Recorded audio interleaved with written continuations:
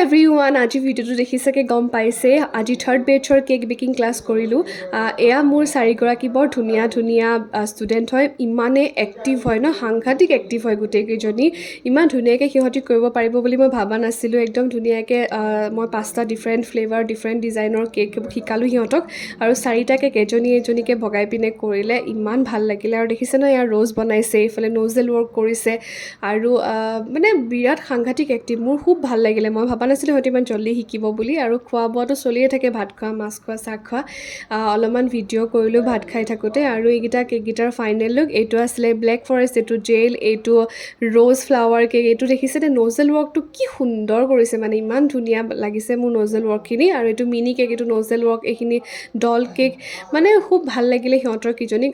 মই 4th বেটছৰ baking class কৰিব গৈ আছোঁ বহুত সোনকালে। কোনোবাই যদি শিকিব বিচাৰিছে তেতিয়াহ'লে কণ্টেক্ট কৰিব। আৰু গোটেইকেইটা কেক মই ধুনীয়াকৈ 4 পিচ কৰি গোটেইকেইজনীকে ভগাই দিলোঁ, যাতে সিহঁতি ঘৰলৈ লৈ যাব পাৰে, খাই টেষ্ট কৰিব পাৰে। আৰু যদি কোনোবাই কেক শিকিব কণ্টেক্ট কৰিব মোৰ লগত ধুনীয়াকৈ। আৰু আশা কৰিছোঁ তোমালোক 4জনী যাতে খুব ধুনীয়াকৈ কেক বনাব পাৰা। মই চাবলৈকে ভিডিঅ' দিম পিছত সিহঁতি কেনেকৈ বনাইছে। আৰু এয়া ধুনীয়াকৈ পেকিং কৰি ঘৰলৈ দি পঠিয়ালোঁ সিহঁতক কেইজনীক। বাকী খুব ভাল লাগিলে সিহঁতৰ লগত আজি মোৰ কাম কৰি। আজিলৈ আহিছোঁ, বাই।